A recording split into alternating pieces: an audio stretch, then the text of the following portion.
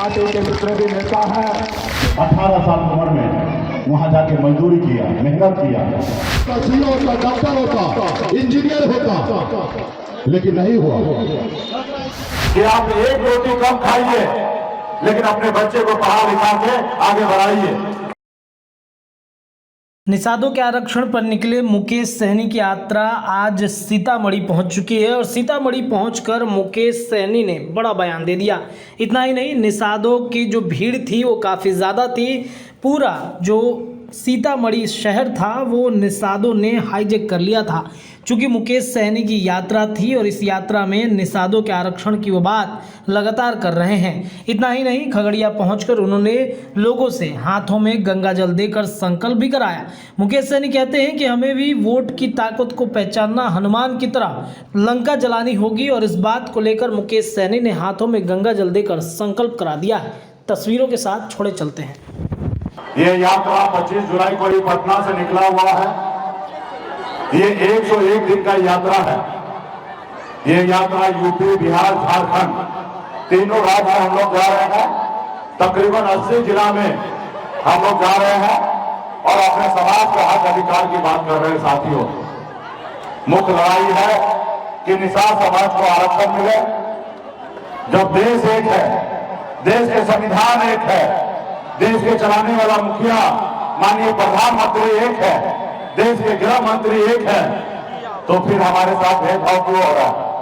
जब अगर बंगाल में निषाद समाज के सभी उपजाति भिन्न भेदा नुनिया मला तो अगर आरक्षण है तो बिहार में क्यों नहीं? जब दिल्ली में निषाद को आरक्षण है तो उत्तर प्रदेश और झारखंड में क्यों नहीं? इसके लिए हम लोग निकले हुए साथियों, इस यात्रा के माध्यम से एक संदेश लेके आए हैं आपके बीच में। अगर इस आजाद भारत में अगर सर उठा के जीना है, मान सम्मान अधिकार के साथ जीना है, अगर आप और चाहते हैं कि आपके बच्चे अच्छे जिंदगी जिए, तो इसके लिए मात्र 2 काम करना पड़ेगा। 2 काम में एक काम क्या है कि आप एक रोटी कम खाइए लेकिन अपने बच्चे को पढ़ा लिखा के आगे बढ़ाइए। जब तक आपका समाज शिक्षित नहीं होगा तब तक आपका समाज आगे नहीं बढ़ेगा। आपके हजारों समस्या होगा लेकिन समस्या को झेलिए। आप एक रोटी कम खाइए, आप अगर झोपड़ी में आए तो झोपड़ी में रहिए, लेकिन सबसे पहले बच्चे को पढ़ा लिखा के आगे बढ़ाइए। जब हमारा समाज शिक्षित हो जाएगा, समाज पढ़ लिख लेगा, तो उनको पता होगा कि अच्छा काम क्या है, बुरा काम क्या है। और जब वो अच्छा काम करेंगे, बुरा काम नहीं करेंगे, तो वहां से वो अपने आप को आगे बढ़ा देंगे।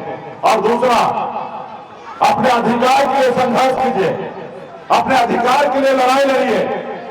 ये आजाद भारत आपका है, लेकिन आप अधिकार के लिए संघर्ष नहीं कर रहे हैं, अधिकार के लिए लड़ाई नहीं लड़ते हैं। काश अगर 30, 40 साल, 50 साल पहले अगर निषाद समाज अगर मजबूती से लड़ाई लड़ता, अपने अधिकार के लिए संघर्ष करते, तो आज निषाद समाज को आरक्षण मिल गया होता। और जब आरक्षण मिल गया होता तो इस समाज को कितना लाभ होता मैं बताता हूं।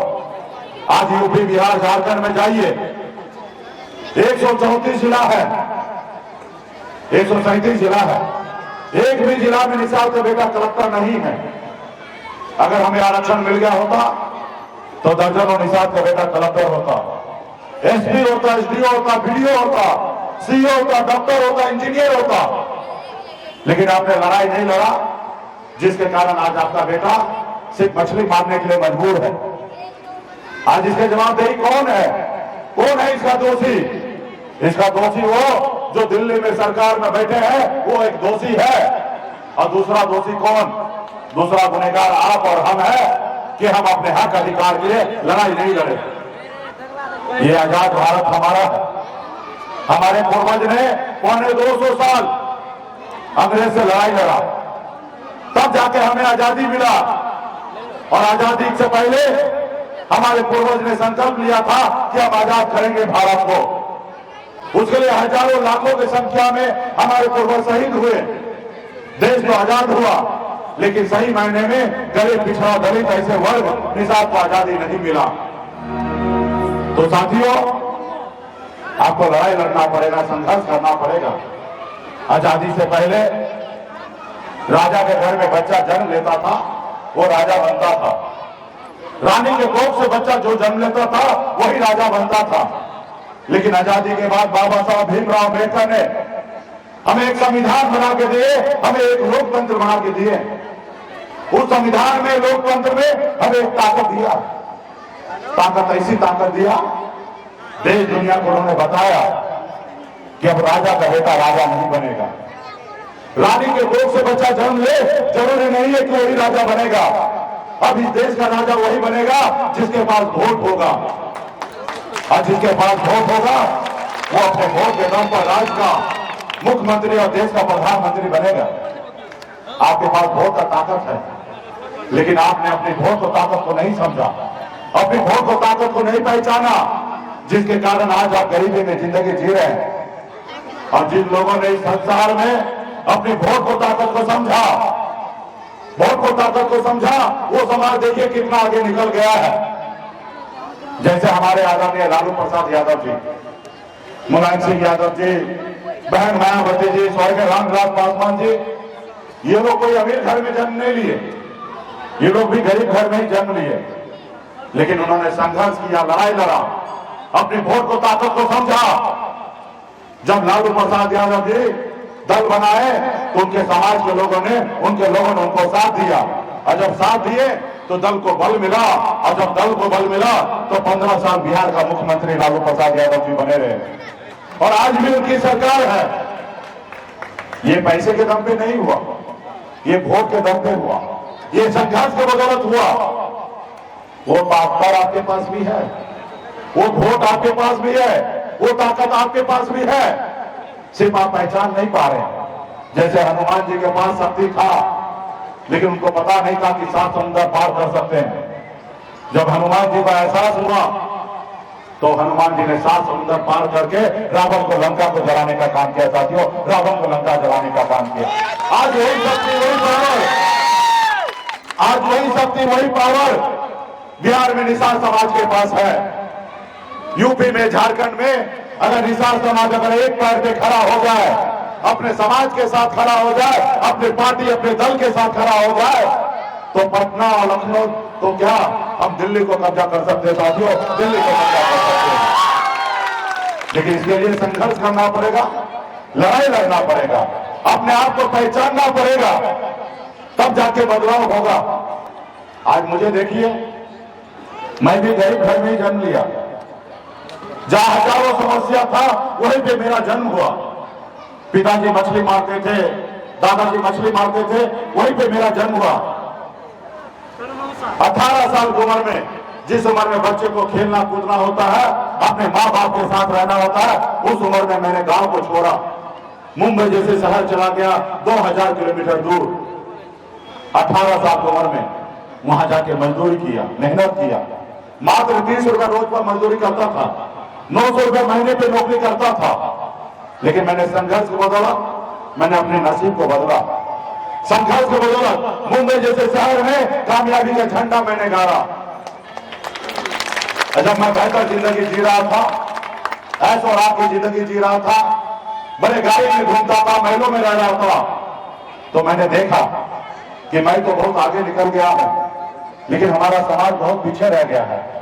लोग बाद में घर बनाने के लिए सोच रहा है, लेकिन आज भी इस आजाद भारत में हमारे लोगों के लिए रहने के लिए घर नहीं है, उनके घर पे जाने के लिए रास्ता नहीं है। फिर मैंने बॉम्बे के ऐशोआराम जिंदगी को छोड़कर पिछले 9 सालों से घर परिवार बच्चे को छोड़कर आपके हक अधिकार के लिए मैं बिहार में लड़ाई लड़ रहा हूं। कल तक ये निशान को कौन जानता था? कोई जानता नहीं था, पहचानता नहीं था। जब आपके साथ मजबूती से लड़ाई लड़ने लगा, जब आपने हमें अपना भाई, अपना नेता, अपना बेटा मानने लगा, तो बिहार में एक परिवर्तन आया। आपने देखा 2020 में अपने दम पर मैंने 4 विधायक बनाया, अपने दम पर बिहार में मंत्री बना। हमारे पास 4 विधायक था, सरकार का चाबी मेरे पास था, और मेरे सहयोग से बिहार में सरकार बना, और बिहार का मुख्यमंत्री एक निषाद का बेटा के समर्थन से बना। ये हमारी ताकत है।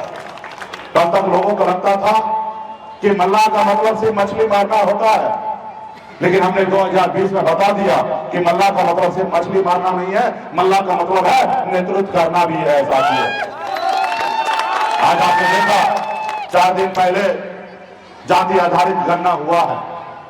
इस देश में, राज्य में बता दिया कि बिहार में सबसे अधिक जाति वाला, संख्या वाला कौन जात है?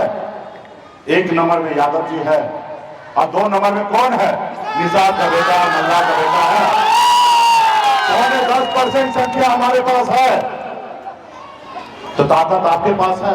अब बाबा साहब ने कहा ना कि अभी राजा वही बनेगा जिसके पास वोट होगा, देश का प्रधानमंत्री वही बनेगा जिसके पास वोट होगा, राज्य का मुख्यमंत्री वही होगा जिसके पास वोट होगा। अब वोट तो आपके पास, हमारे पास है, लेकिन अगर नहीं बने हैं तो उसका भी एक कारण है। जब चुनाव का समय आता है तो आप अपना वोट का 200 रुपया दाम लगाते हैं, कोई कुछ खिला देता, पिला देता है, आप अपने बच्चे का भविष्य बेच देते हैं। आप ये नहीं चाहते हैं कि आपके बच्चे भविष्य आगे बढ़े, आप ये नहीं चाहते हैं। और जो लोग समझदार है वो देखिए कैसे आगे निकल गया। आप सब यहाँ पे बहुत सारे पढ़े लिखे लोग होंगे, इस धरती का उत्पत्ति के बारे में जानते होंगे। पहले हम लोग आदि मानव थे, आदि मानव से मानव बने। पहले लोगों के पास कपड़ा पहनने के लिए नहीं था, खाना के लिए नहीं था, जानवर मार के खाते थे जब हम आदि मानव थे। और इस धरती पर जितने भी लोग हैं सब एक ही तरीके से रहते थे। जब हम मानव बने तो इसी में जाति धर्म बना, और जाति धर्म में आप देखिए आज कुछ जाति 95% लोग अमीर है और कुछ जाति में देखिए 95% लोग गरीब है। अगर ब्राह्मण में जाइएगा तो 95% लोग अमीर है, अगर भूमियार में जाइए तो 95% लोग अमीर है। वही अगर पासवान में आइए तो 95% लोग गरीब है। वही अगर मुसहर में आइए, सदा में आइए तो 95% गरीब है। वही निषाद में आइए, मल्लाह में आइए तो 95% गरीब है। ये कैसे? वो जो थे ब्राह्मण भूमियार, वो अपने बच्चे को पढ़ाए लिखाए, काबिल बनाए और अपने समाज के साथ मजबूती से खड़ा हुए, एक दूसरे को मदद किए। इसके लिए वो 95% अमीर है और आप गरीब हैं। आप बताइए ना, आप कितना लाचार है, आप कितना मजबूर है। अभी 3-4 महीने के बाद ठंड आएगा, जनवरी और दिसंबर का महीना होगा। ऐसे समय में लोग अपने रजाई से, कंबल से बाहर नहीं निकलेंगे, लोग अपने घर से बाहर नहीं निकलेंगे। लेकिन उस समय में आपका बेटा, आपका भाई, आपका पति घर से बाहर निकलेगा, तालाब में उतरेगा, पानी में उतरेगा, फिर मछली मारेगा, फिर बाजार में बेचेंगे, तब उसके घर पे चूल्हा जलेगा। आज ऐसे आप मजबूर हैं। आज आपके घर में बच्चे तो जन्म लेते हैं, बचपन से लेकर बुढ़ापा तक गरीबी की जंजीरों में बंधे हुए रहते हैं। जब आपके घर में बच्चे का तबीयत खराब होता है, बुखार आता है, बीमार पड़ते हैं, तब आप जब हॉस्पिटल जाते हैं आपके पास पैसा नहीं होता है, आप मजबूरी में सरकारी हॉस्पिटल में जाते हैं। और जब सरकारी हॉस्पिटल में जाते हैं तो आपके बच्चे का सही से इलाज नहीं होता और आपके बच्चे आपके गोद में दम तोड़ देता है, क्योंकि आपके पास पैसा नहीं होता है। वही जिसके पास पैसा होता है वो बड़े से बड़े हॉस्पिटल में जाते हैं, अपने बच्चे को इलाज कराते हैं, एक जिंदगी उनको देते हैं और आप उनको मौत देते हैं। आप बताइए ना, निषाद कुल में बच्चा जन्म लेना कोई गुनाह है? नहीं। तो ऐसे ही तो लग रहा है कि कोई गुनाह है कि आपके घर में जन्म तो लेते हैं लेकिन बेहतर जिंदगी नहीं जी पाते हैं। तो इसके लिए कौन लड़ेगा? इसके लिए कौन सोचेगा? इसके लिए तो आप ही को सोचना पड़ेगा, आप ही को लड़ना पड़ेगा। आप क्या उम्मीद में लगे हैं? कोई लंदन अमेरिका से आएगा? नहीं आएगा। कोई दूसरा जात आएगा? नहीं आएगा। आज आजादी के 77 साल हुआ, आज तक कोई आया? नहीं आया। और आज भी 100 साल तक कोई नहीं आएगा। मैं लिख के देता हूं। अगर आपको आजादी चाहिए तो आपको खुद लड़ना पड़ेगा, अपने बच्चे का फिक्र करना पड़ेगा। आज जो मैं लड़ाई लड़ रहा हूं, मैं निषादपुर में जन्म लिया, मैं गर्व से कहता हूं मैं सन ऑफ मल्लाह हूं, इसलिए लड़ाई लड़ रहा हूं। अगर मेरा भी जन्म अगर ब्राह्मण घर में होता, भूमियार के घर में होता, लाला जी के घर में होता, तो क्या मैं आपके लिए लड़ाई लड़ता? नहीं लड़ाई लड़ता, मैं उनके लिए लड़ाई लड़ता। इसलिए साथियों, आपके पास शक्ति है, ताकत है। आज यूपी, बिहार, झारखंड में हमारे पास वो शक्ति है, ताकत है। हम जिनको चाहेंगे वही प्रधानमंत्री बनेगा। आज हमारे पास 10% वोट है, हम जिनको चाहेंगे वही बिहार में मुख्यमंत्री बनेगा। और हम दूसरे को क्यों चाहेंगे? हम अपने भाई को, अपने बेटा को, अपने आने वाला पीढ़ी को बनाएंगे। और जब हम बनाएंगे तो हम लोगों के लिए न्याय करेंगे। लोग कहते हैं ना, अपने दिल से जानो पराए दिल का हाल। जब गरीब का बेटा दिल्ली में, पटना में बैठेगा ना, तो गरीब का दर्द समझेगा। और जब बड़े बाप का बेटा अगर दिल्ली या लखनऊ में बैठे या बिहार पटना में बैठे, वो आपका दर्द नहीं समझेगा, क्योंकि उनको पता ही नहीं है। हमें पता है गरीबी क्या होता है, 900 रुपए महीने पे जिंदगी कैसे निकाला जाता है, मुझे पता है। इसलिए साथियों, आज मेरे पास अच्छा मौका है जो बेहतर जिंदगी जीने का। लेकिन पिछले 9 साल से पागल के जैसे मैं आजाद के पीछे लड़ा हूं। एक हमने पहचान भी बनाया है। तो ये कब कैसे हुआ? जब बिहार में मुख्यमंत्री नीतीश कुमार को हम बनाए, ये कैसे हुआ? जब आपने हमें अपना भाई, आपने अपना नेता, आप अपना बेटा माने, तब ऐसे परिवर्तन हुआ। अगर आप भी घर में सोए रहते, मैं भी बम्बई में रहता, तो ऐसा परिवर्तन नहीं होता। आज बिहार में, देश में आज हमारी पहचान बन चुका है। आज 80 दिन से लगातार संघर्ष कर रहा हूं, एक एक जिला में जा रहा हूं, एक एक जगह जा रहा हूं, एक एक राज्य में जा रहा हूं। आज मुझे बहुत गर्व होता है, खुशी मिलता है कि एक निषाद मल्ला का बेटा से देश का प्रधानमंत्री डरते हैं, घबराते हैं, ये मुझे खुशी होता है। और इसी तरीके से हम एकता बना के रखेंगे, समाज में एकता बनाएंगे, अपने वोट बैंक को, ताकत को समझेंगे, एक दूसरे को मदद करेंगे, तो हम अपनी भी पहचान बनाएंगे। इसके लिए साथियों, क्या करना पड़ेगा? लड़ाई लड़ना पड़ेगा, संघर्ष करना पड़ेगा, और एक पीढ़ी को मेहनत करना पड़ेगा। और एक पीढ़ी अगर मेहनत कर लीजिएगा तो अगला पीढ़ी को मेहनत नहीं करना पड़ेगा साथियों, अगला पीढ़ी को परेशानी नहीं उठाना पड़ेगा। जैसे हमारे आदरणीय लालू प्रसाद यादव जी ने मेहनत किया, परेशानी उठाया, लेकिन आज उनको, तेजस्वी को परेशानी उठाना पड़ रहा है? नहीं उठाना पड़ रहा है। आज जिस तरीके से हमने परेशानी उठाया, उस तरीके से हमारे आने वाले बच्चे को परेशानी नहीं उठाना पड़ेगा। उनके लिए मैंने एक बेहतर जिंदगी दिया है। और हम चाहते हैं कि यूपी, बिहार, झारखंड में 5 करोड़ निषाद परिवार है, सबके घर पे, चेहरे पे खुशी आए, हर किसी के चेहरे पे मुस्कान आए। आज मेरी लड़ाई है आरक्षण का। हमने एक नारा दिया, आरक्षण नहीं तो गठबंधन नहीं, और गठबंधन नहीं तो वोट नहीं, और वोट नहीं तो दिल्ली का सरकार नहीं। जो हमारी सुनेगा हम उनकी सुनेंगे, जो हमारी नहीं सुनेगा हम उनकी नहीं सुनेंगे। तो ये साथियों, इसके लिए संकल्प करना पड़ेगा, लड़ाई लड़ना पड़ेगा। तो इसके लिए, लड़ाई लड़ने के लिए तैयार होना पड़ेगा। तो क्या आप लोग लड़ाई लड़ने के लिए तैयार हैं? चलिए, बहुत बहुत धन्यवाद। मेरी माता बहन और जितिया है, उसके बाद भी बड़ी संख्या में माता बहन यहाँ पर आए हैं, और आपका गंभीरता दिखता है कि आप अपने बच्चे के भविष्य के लिए संघर्ष करेंगे। तमाम यहाँ पे जितने दूर तक नजर हमारी जा रही है, पार्टी के जितने भी नेता यहाँ पे शुभचिंतक है, सभी से आग्रह करता हूँ, अगर लड़ाई लड़ना है तो संकल्प लेना पड़ेगा। जैसे दशरथ राम मांझी जी ने लिया था, उन्होंने कसम खाया था, जब तक पहाड़ को तोड़ेंगे नहीं तब तक छोड़ेंगे नहीं। उसी तरीके से आपको भी संकल्प लेना पड़ेगा कि जब तक हम आरक्षण लेने लेते हैं तब तक हम चैन से बैठेंगे नहीं। इसलिए साथियों, इसके लिए संकल्प लेना पड़ेगा। कोई भी लड़ाई बगैर संकल्प का नहीं होता है जीत। हर लड़ाई के लिए संकल्प लेना पड़ता है। हमने 80 दिन पहले मैंने संकल्प लिया था कि 101 दिन यूपी, बिहार, झारखंड में जाके, एक एक गांव में, एक एक जगह पे जाके संकल्प करवाएंगे। आज देखिए 80 दिन पूरा हो चुका है। अब मुझे लगता है कि 100 दिन नहीं, उससे भी ज्यादा दिन तक मैं काम करूंगा। मुझे इतना संकल्प मिला है, शक्ति मिला है, ऊर्जा मिला है। तो क्या संकल्प लेने के लिए तैयार है ना? चलिए, बहुत बहुत धन्यवाद। और इस बार तो हमने एक ऐसी दवा बनाई है, इससे पहले आपने देखा कोरोना काल में देश के डॉक्टर ने एक दवा बनाया देश के लोगों को सुरक्षित करने के लिए। इस बार हमने भी एक वैक्सीन बनाया है। वो वैक्सीन ऐसा है, जितना लगाइएगा ना उतना मोदी जी का कुर्सी हिलेगा, और जितना मोदी जी का कुर्सी हिलेगा ना उतना वो डरेंगे, घबराएंगे, और जितना डरेंगे, घबराएंगे, उतना ही जल्दी निषाद का बात मानेंगे और निषाद का बेटा का आरक्षण लागू करेंगे। और जब निषाद का बेटा का आरक्षण लागू होगा तो निषाद के घर में भी कलेक्टर पैदा होगा, कलेक्टर होगा साथियों। वो वैक्सीन का क्या नाम है मालूम है? चलिए, बिहार में तो फेमस है। दिल्ली में जाइए, किसी से पूछिए क्या चल रहा है, तो बोलेगा बिहार में खाली गंगा जल चल रहा है। तो वही गंगा जल है।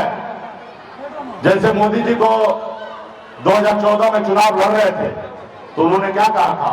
ना हम आए हैं, ना हमको किसी ने भेजा, स्वयं गंगा माता ने हमें बुलाया। और मोदी जी को पता नहीं है कि हम लोग गंगा के संतान हैं, गंगा माता के संतान हैं।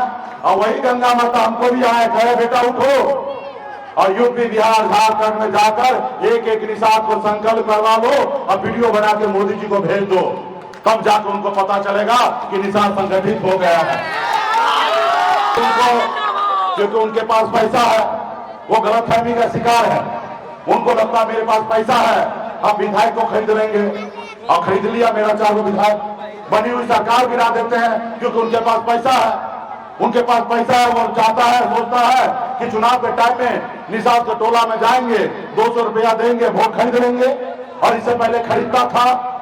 उनको ये नहीं पता है ये पहले वाला निषाद नहीं है, ये 2023 वाला निषाद है। जो निषाद के हाथ में मोबाइल है और देख रहा है टच स्क्रीन वाला मोबाइल से कि देश दुनिया कितना आगे निकल रहा है, हम भी उसके साथ आगे बढ़ना चाहते हैं। तो उनको गलतफहमी को दूर करना पड़ेगा। जब आप संकल्प लीजिएगा तब उनके गलतफहमी दूर होगा। वो देखेंगे कि खगड़िया में निषाद का बेटा ने हाथ में गंगा जल लेकर संकल्प ले लिया है कि हम अपना वोट नहीं बेचेंगे। निषाद का बेटा ने संकल्प ले लिया है कि एक रोटी कम खाएंगे लेकिन अपने बच्चे को पढ़ाएंगे लिखाएंगे, ऐसे संकल्प ले लिया है।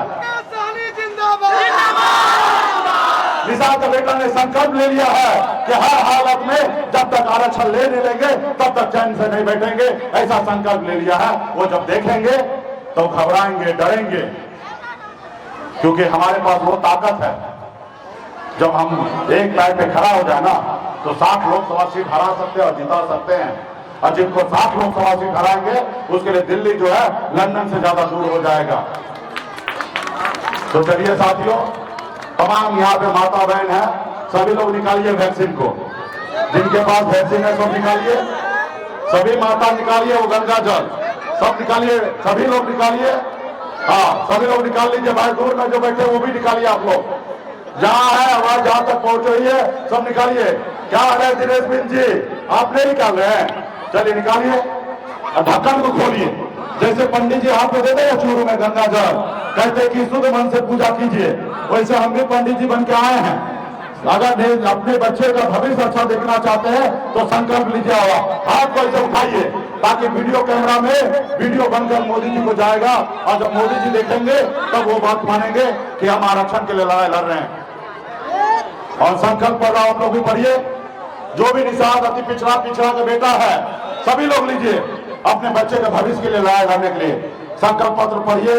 मैं एक माइक दीजिए, मैं बाबा केवल महाराज, भगवान वेद व्यास, प्रभु श्री राम, भगवान गोराज निषाद, बाबा अमर सिंह, बाबा काशी, बाबा जय सिंह महाराज, बाबा कालिक महाराज, बाबा कोयला, माता कमला, अमर साई चुपासानी, वीरांगना फूलन देवी और अपने पूर्वज को साक्षी मानकर हाथ में गंगा जल लेकर संकल्प करता हूं कि अपने समाज और अपने आने वाला पीढ़ी के लिए हर परिस्थिति में संघर्ष करूंगा और अपनी विकासशील इंसान पार्टी के साथ रहूंगा।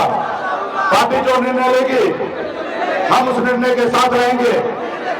हम संकल्प लेते हैं एक रोटी कम खाएंगे लेकिन अपने बच्चे को पढ़ाएंगे लिखाएंगे। हम संकल्प लेते हैं एक एक निषाद के घर पे जाएंगे, सभी को संकल्प करवाएंगे। जय निषाद राज, जय वीआईपी, जय बिहार। चलिए बहुत बहुत धन्यवाद। यहाँ पे जितने भी अगर ये वीडियो पसंद आई और वह बिहार के राजनीति और बिहारियत से सरोकार रखेनी तो सब्सक्राइब बटन दबा के चैनल के सब्सक्राइब कर ली ओजे एगो घंटी बा, ओकरा बटन दबा देला से कुल सटीक और मारक खबर रुआ मुफ्त में मिल जाई। अगर रुआ पत्रकारिता के हमनी के नया प्रयोग में सहयोग कर चाहतानी तो ज्वाइन बटन दबा दी। पेटीएम नंबर नोट कर ली 9386816700। धन्यवाद।